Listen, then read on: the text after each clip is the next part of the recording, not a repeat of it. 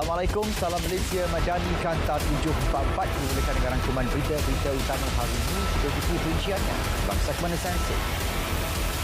Bekalan daging lembu dijamin mencukupi menjelang sambutan Ailadha ini. Menteri Pertanian dan Keterjaminan Makanan memaklumkan setakat ini tiada rungutan berhubung perkara tersebut.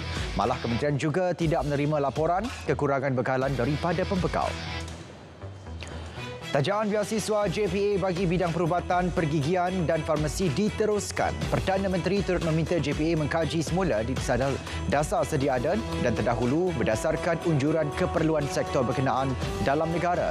Terdahulu media memaklumkan KKM turut berbincang dengan JPA berhubung keputusan menghentikan penajaan berkenaan.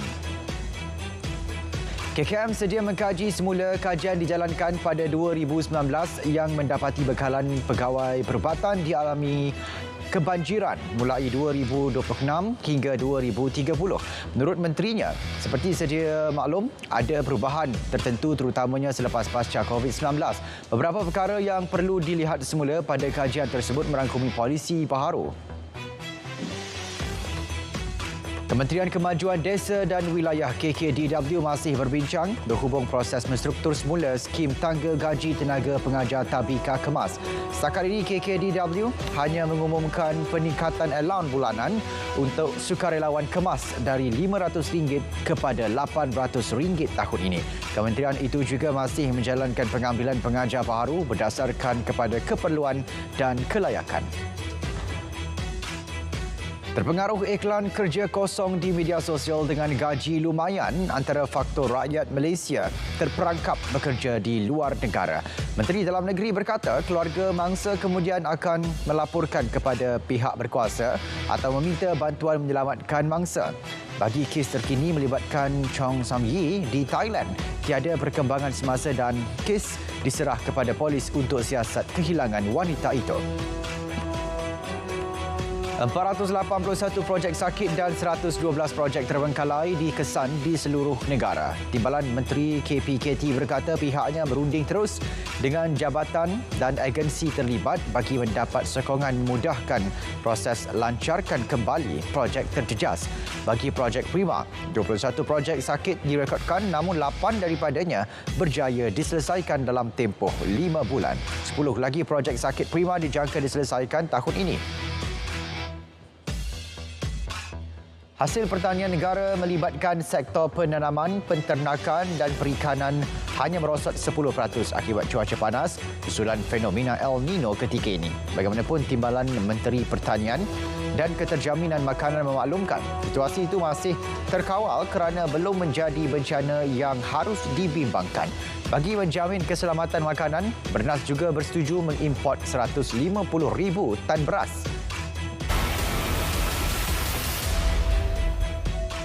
Seorang pemandu lori meninggal dunia selepas kenderaan dipandu terlibat kemalangan dengan sebuah kereta di lebuh raya utara selatan arah selatan Tangkak. Mangsa tersepit dan berjaya dikeluarkan anggota bomba. Bagaimanapun, isteri mangsa hanya cedera ringan dan dirawat di Hospital Muar, manakala pemandu Peratan Saga tidak mengalami sebarang kecederaan. 255 majikan daripada 585 pemeriksaan pemutihan perkeso di Terengganu sepanjang Mei gagal mendaftar dan mencarum bagi melindungi pekerja mereka.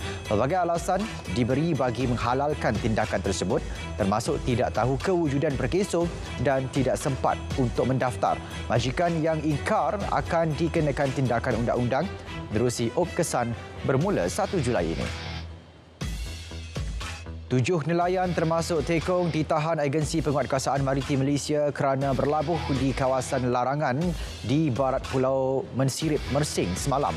Turut disita 2 bot digunakan nelayan terbabit selepas melanggar syarat sah lesen iaitu berlabuh di dalam taman laut pada kedudukan kurang 2 batu nautika dari darat. Kedua-dua bot dan kru ditahan dibawa ke JT Maritim Malaysia Teluk Gading untuk tindakan lanjut dan kes disiasat mengikut Seksyen 8(B) Akta Perikanan 1985. Di Kulai, seorang lelaki ditahan polis gara-gara menggunakan resit pembayaran dalam talian palsu untuk membeli telefon pintar. Suspek dipercayai berbuat demikian bagi pembelian bernilai RM6,850 yang kononnya dikreditkan ke akaun syarikat kedai telefon bimbit. Suspek direman 4 hari sehingga 14 Jun dan kes disiasat mengikut Seksyen 420 Kanun Keseksaan.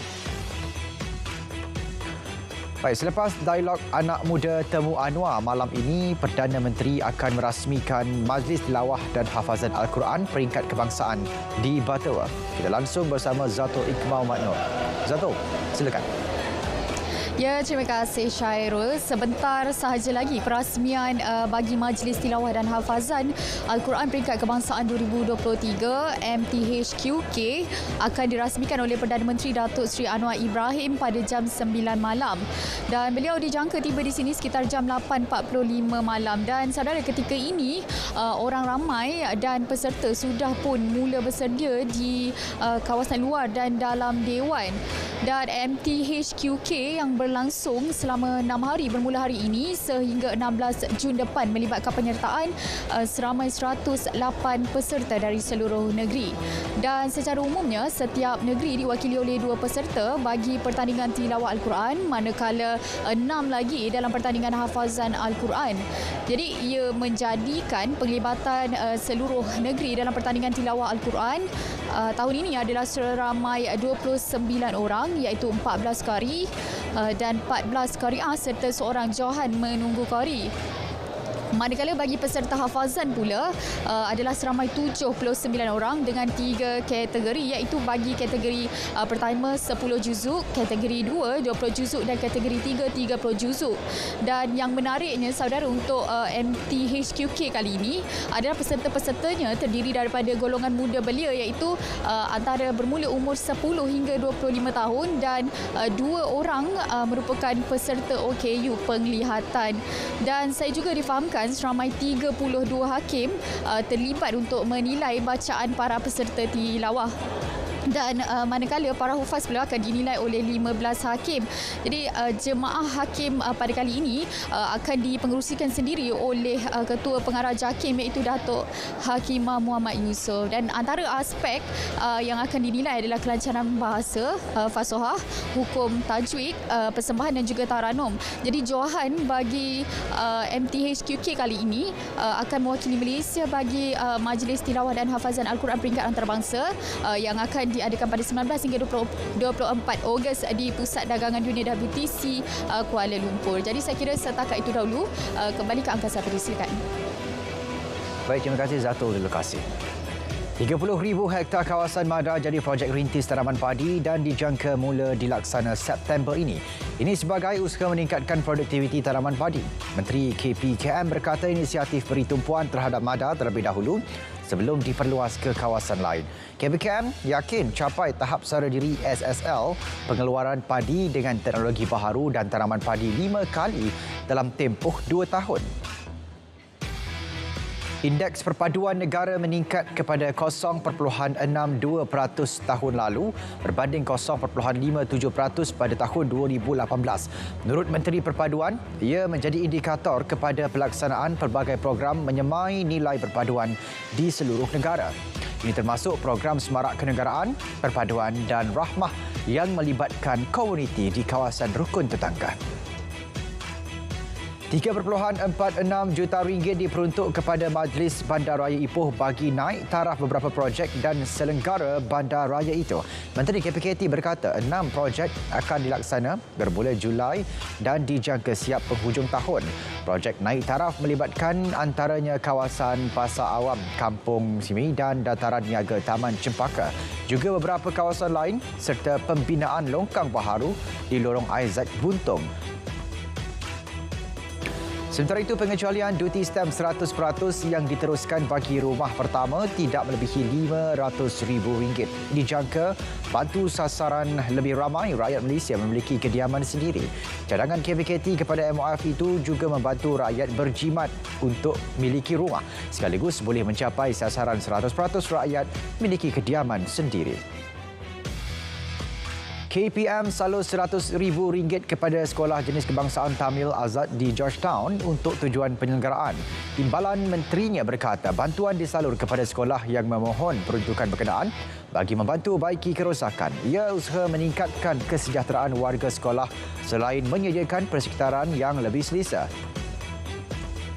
Pemimpin belia perlu mempunyai keberanian untuk menyuarakan pandangan dan iltizam yang kuat dalam menentukan masa depan mereka.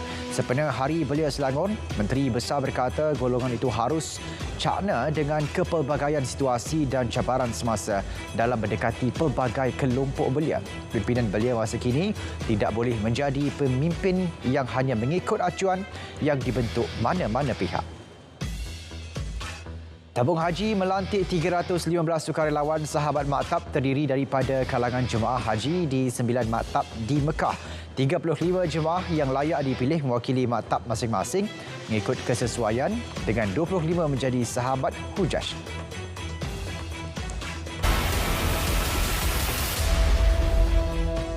Pelaksanaan EUDR dan beberapa peraturan lain yang diperkenal Eropah dilihat satu bentuk diskriminasi bertujuan sekat perniagaan dan industri sawit negara. Ia menyekat kemasukan produk negara ini yang lebih produktif dan progresif berbanding produk yang dihasilkan di Eropah. Timbalan Perdana Menteri selaku Menteri Perdagangan dan Komoditi bersama rakan sejawat dari Indonesia telah menyertai misi bersama ke Kesatuan Eropah untuk melindungi kepentingan sektor minyak sawit kedua-dua negara. Kerajaan sedang memperhalusi kaedah untuk membantu meningkatkan pendapatan pekebun kecil getah. Ia termasuk menggalakkan pekebun kecil getah beralih daripada getah skrap kepada penghasilan susu getah. Langkah itu membantu meningkatkan pendapatan pekebun kecil kerana harga susu getah jauh lebih tinggi dalam pasaran berbanding getah skrap. 16 usahawan di Selangor terima geran perniagaan dan kemudahan pembiayaan bernilai lebih RM64 juta. Ia sempena program Jelajah Usahawan dan Koperasi Madani. Menteri Kuskop berkata kesemua penerima terdiri daripada usahawan bimbingan agensi di bawah Kuskop termasuk SME Corp, Amanah Ikhtiar, Uda Holdings, Suruhanjaya Koperasi dan Tekun Nasional. Inisiatif dilihat mampu jamin kelangsungan serta kelestarian komuniti usahawan dan koperasi dalam mendepani cabaran persekitaran ekonomi global yang tidak menentu. Pangkalan data e-Kasih melalui proses saringan teliti bagi memastikan individu benar-benar layak menerima bantuan. Menurut Timbalan Ketua Pengarah Sektor Pembangunan Strategik Unit Penyelarasan Pelaksanaan ICU JPM, data penerima disaring menerusi proses sisihan, verifikasi dan pemutihan bagi menjaga integriti peserta. Bagi memastikan tiada golongan yang layak menerima bantuan tercicir, platform e-Kasih turut dipantau di peringkat daerah dan negeri menerusi sisihan awal.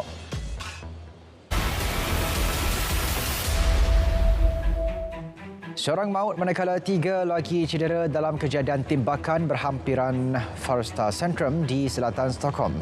Polis Sweden dalam satu kenyataan berkata 2 tangkapan telah dibuat berhubung kejadian itu.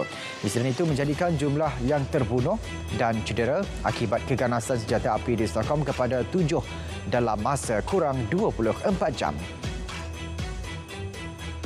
Sekurang-kurangnya 14 maut manakala berpuluh lagi masih hilang selepas hutan di wilayah Abay Kazakhstan terbakar. Kejadian menyebabkan lebih 700 penduduk dipindahkan dan ditempatkan di pusat perlindungan sementara. Usaha memadam kebakaran dipercayai berpunca akibat panahan kilat itu disertai 800 anggota keselamatan. Sekurang-kurangnya seorang maut manakala beribu-ribu penduduk lain dipindahkan susulan banjir yang melanda wilayah Granma di timur Cuba. Mangsa yang maut, seorang lelaki berusia 60 tahun ditemukan lemas di Jijuanin selepas sungai Bayamo melimpahi tebing. Pihak berkuasa memaklumkan lebih 7,000 orang telah dipindahkan ke pusat perlindungan atau rumah keluarga masing-masing. Bencana menyebabkan 10,000 rumah mengalami kerosakan. Gunung berapi anak Krakatau di perairan Selat Sunda, Indonesia dilaporkan meletus semalam. Letusan menghamburkan debu panas setinggi 2 km ke udara namun tiada dentuman dan gegaran kuat terhasil akibat letusan itu. Pusat Vulkanologi dan Pencegahan Bencana Geologi Indonesia memaklumkan letusan direkodkan dalam seismogram dengan kekuatan maksimum 60 mm selama 4 minit. Bekas Presiden Amerika Syarikat Donald Trump berdepan hukuman penjara jika didapati bersalah terhadap 37 dakwaan menyimpan ratusan dokumen rahsia negara. Trump dituduh menyimpan dokumen berkenaan di bilik air rumah peribadi miliknya di Florida selain di ruangan lain seperti Dewan Tarian, bilik stor, pejabat dan bilik tidur. Tegaskan dakwaan tersebut bermotif politik. Trump dijangka hadir perbicaraan kes di Mahkamah Persekutuan Miami minggu depan. Kanta 744 berakhir di sini menyusul selepas ini berita perdana bersama Faris Izzat dan Syuhaida Arifin untuk paparan lebih komprehensif. Saya Syarul Islam. Assalamualaikum, salam Malaysia Madani, Tikai Perpaduan, penuhi harapan.